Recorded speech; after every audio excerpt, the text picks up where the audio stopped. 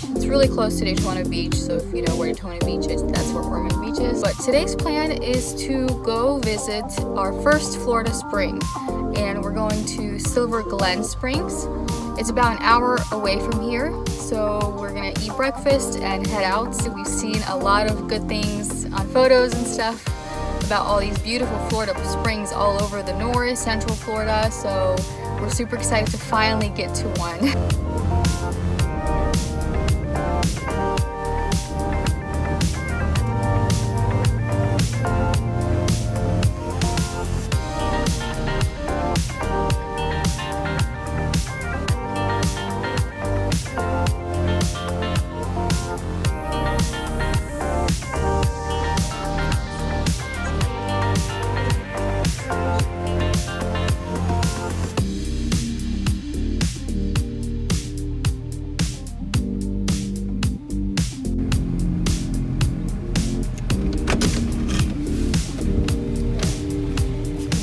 Big oak branch, a really low branch.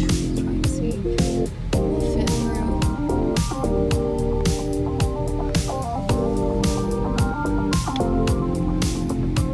Maybe we should. You know, go out there.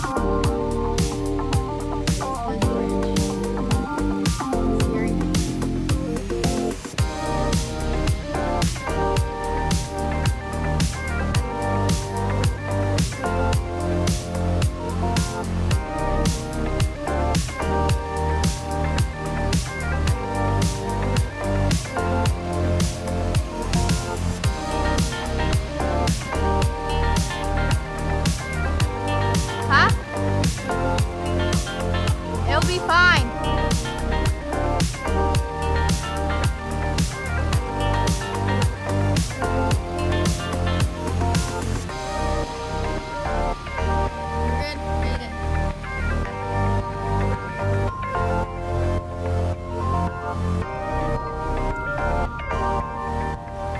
So here's the dealio. We went to Silver Glen Springs and they did not let us in because our tri-camper would probably scrape the live oaks and the branches in the pathway. But that was disappointing. That one looks really nice on pictures and videos. There's a salt springs like 11 miles down the road. We're here now. We went into the salt springs, the entrance, and it said it's like $8 per person. We drove out because we're not sure. I didn't research it. I don't know if it would be like worth it. So there's a salt springs marina a little bit down, farther down. So we drove in here. It's $10 per vehicle. You can launch your kayak here. You can't kayak into like the actual little springs area. It's only like swimming. I don't think we're gonna stay here either. I think we're gonna go down to Silver Springs State Park. So it's different than Silver Glen Springs. Silver Springs is still 32 minutes away from us here. We're gonna go check that one out. That one should allow people to kayak around. It looks nice too on photos. A little bit disappointing that we couldn't get into the Silver Glen Springs, but that's okay. When you enter in these forests, there's always like low branches. We didn't think about that either. So we'll see you at Silver Springs.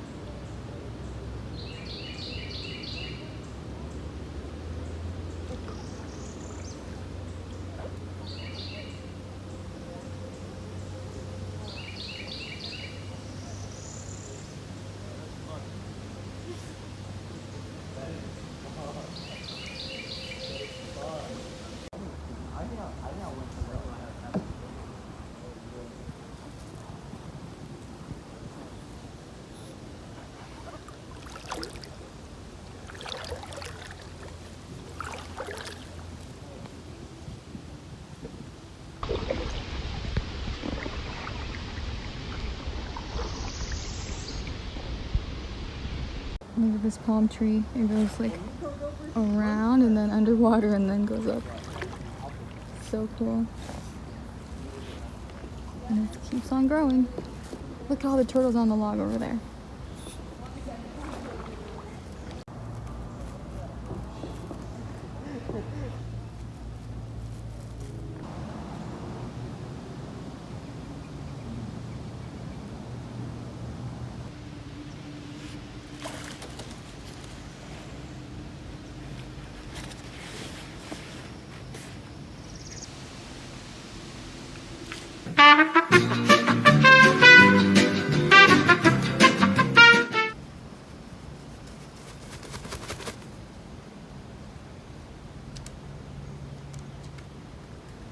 We are on Silver Springs right now. First impressions is that the water is super clear. You can see all the way down to the bottom. It's really beautiful. It was, how much, $8 to come in and paddle? And so far we've seen the cormorant. He's not scared of people anymore.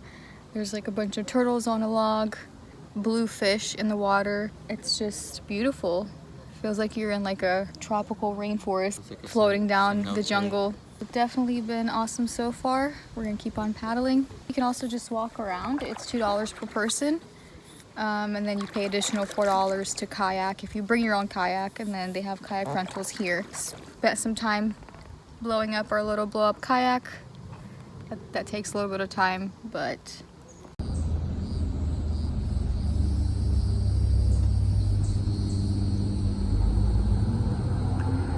so here are a bunch of turtles on a log, and then back there you can see an alligator. Let me see if I can zoom in. Yeah, they don't move at all. It's crazy. Yep. Can't see them breathing. This one's bigger than the other one. Oh no! They got scared?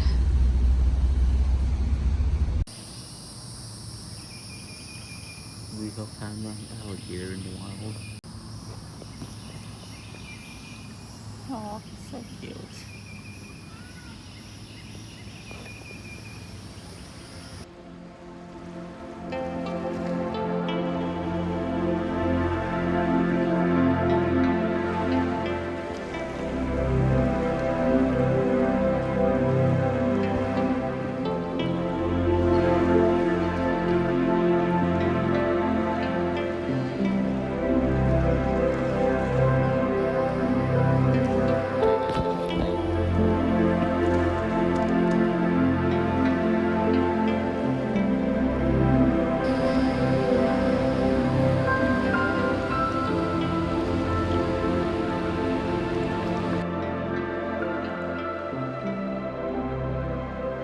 There's like a fort right here that's falling apart. It looks really cool with the mossy oaks and everything in the jungle. I wonder what the story of that is.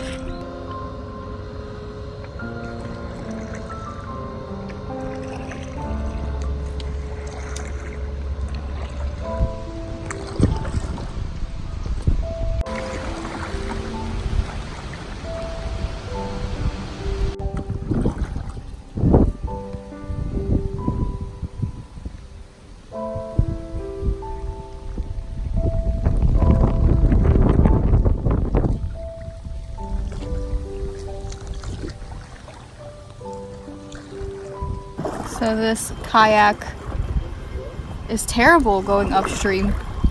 You start paddling one way, the current takes you and turns you around. You start trying to paddle the other way and it turns you around. Like, you can't just go straight in the middle with this one.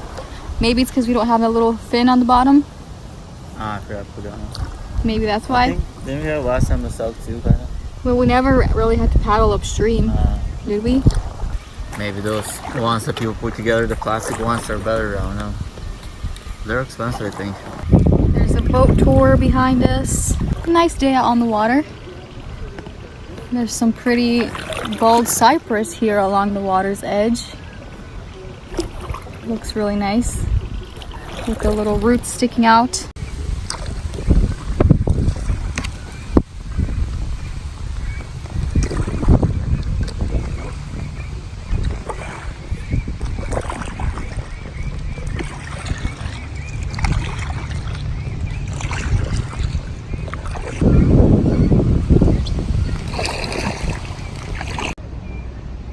You can hear a little bit of birds squawking from that little island over there. It looks like there's a bunch of cormorants in their nests, so it's probably their little babies.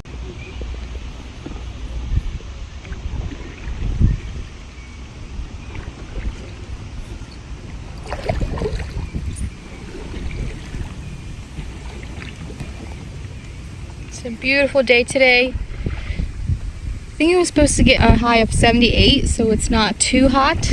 But it's nice and sunny and warm out, but it doesn't feel like you're like sweltering in the heat.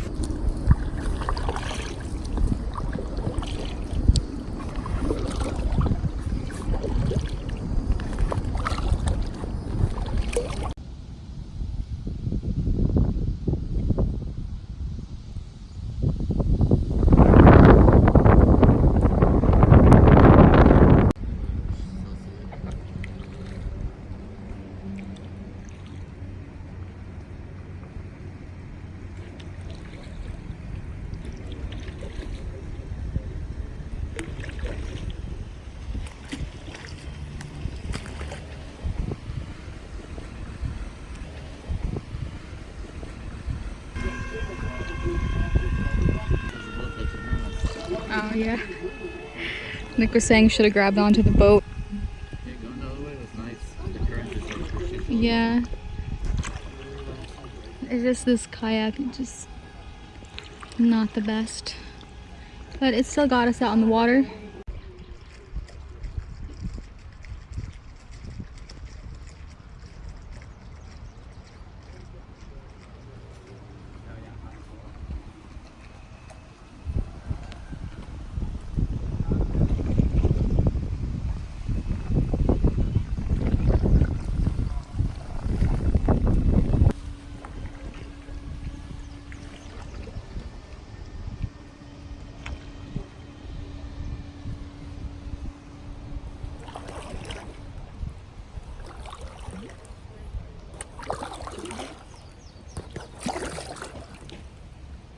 That palm, do you see how it's growing? Mm-hmm. It goes out and then in the water and then out, and it's growing like on itself, leaning on itself.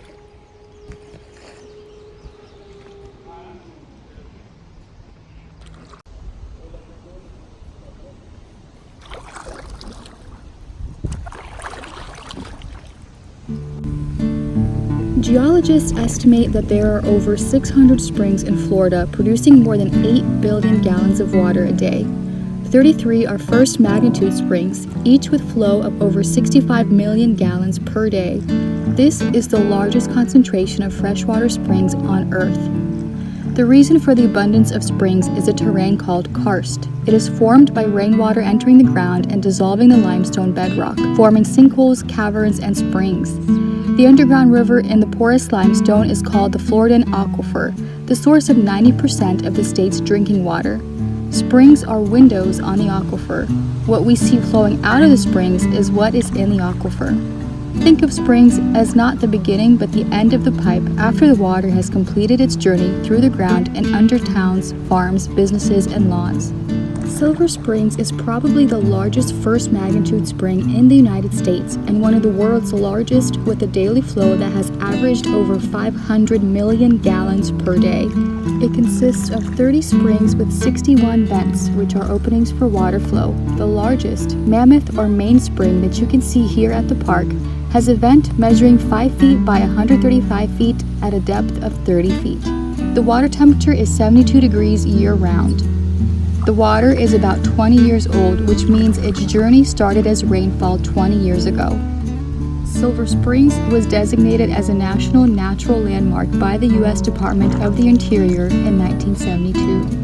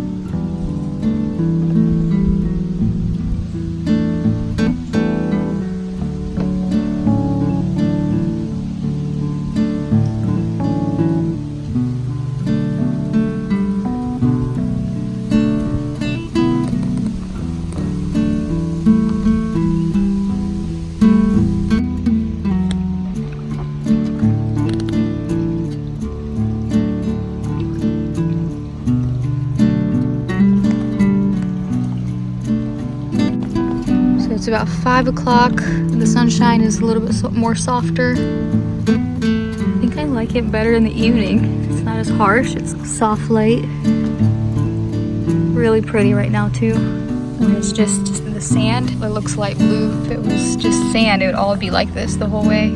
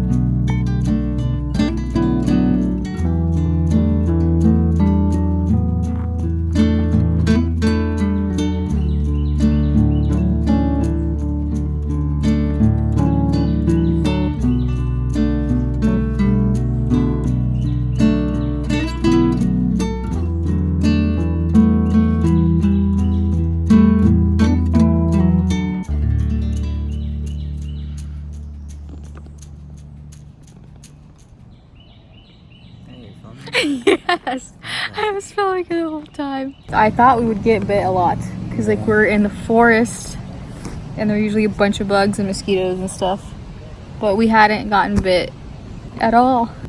Yeah, I liked it. It was fun. It was beautiful. Yeah. There is like no swimming,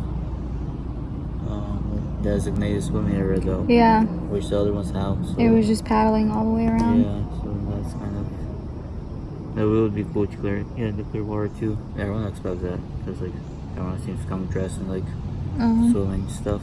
Was it worth driving inland? Because we had to drive off the coast like probably an hour. No, more than an hour inland. Yeah. Because the first one was an hour away. That we couldn't get into, and this was still another like 35 minutes. So we're pretty much in Ocala. Was it worth it? Yeah, it was pretty cool. Yeah, there's a bunch of springs that we can visit next time too. This is just one of many. This is our first one that we visited, and we loved it. In the 1820s, following Florida's annexation into the United States, Silver Springs became an attraction for adventurous travelers. They pulled their way up the narrow Ocklawaha River from its intersection with the St. Johns River to the Silver River, through thick overhanging cypress and Spanish moss. By 1850, Silver Springs had become a commercial distribution center for Central Florida. Pole barges and later steamships went back and forth on the Silver and Ocklawaha rivers, moving supplies and crops. Plantations growing vegetables, tobacco, and oranges sprang up along the banks as nearby Ocala grew. In the years right after the American Civil War, Silver Springs began to attract tourists from the north via steamboats up the Silver River. Railroads also entered service, bringing ever-growing numbers of admirers. Silver Springs had become a mandatory stop on the Grand Tour of Florida.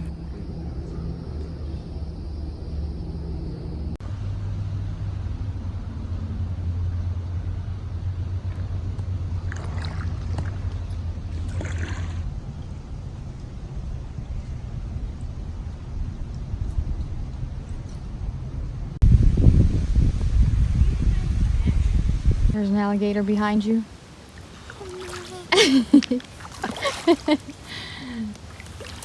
Okay. There's an alligator behind you. No.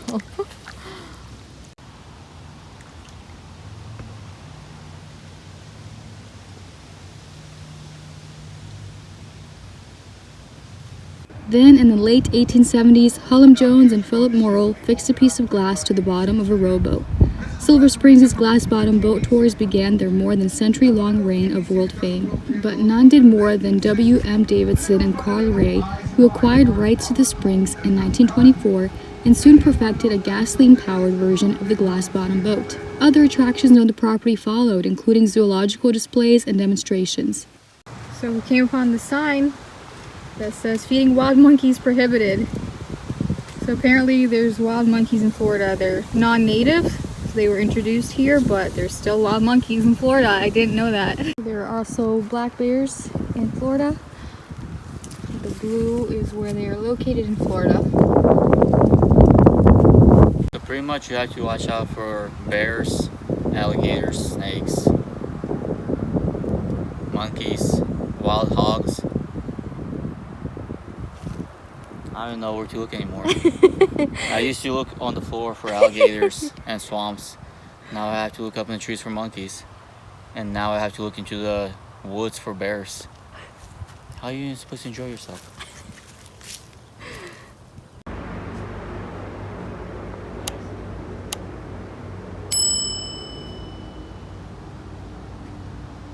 What do you think you're doing? Should I take my hat off? Should I take my hat off or no? No, it looks great like that. How do you look? Cute. Nice. Under Davidson and Ray, the construction of Silver Springs Tourist Center was undertaken in the late 1950s. The historic shops and boat dock designed by famed architect Victor Lundy that still greet visitors today. In the 1930s, Hollywood discovered Silver Springs, and over the years, scenes from at least 20 movies were filmed here. ABC Paramount purchased Silver Springs from Davidson and Ray in 1962, and Silver Springs prospered as an attraction. But beginning in the 1970s, new entrants in the Florida attractions marketplace just south in Orlando, giants such as Disney, SeaWorld, and later Universal Studios, led to a steady decline in Silver Springs' attendance, and with that, the resources to properly care for the attraction and its precious natural resources. The water's so blue. You see it? Making the dilemma worse, the springs began to exhibit problems associated with modern development affecting many springs in Florida: fertilizer runoff and septic outflow. These contain nitrates, which resulted in an overgrowth of brown algae. Just recently, in 2013, the Florida Park Service took control of the property, merging it with the adjacent Silver River State Park, forming our present Silver Spring State Park.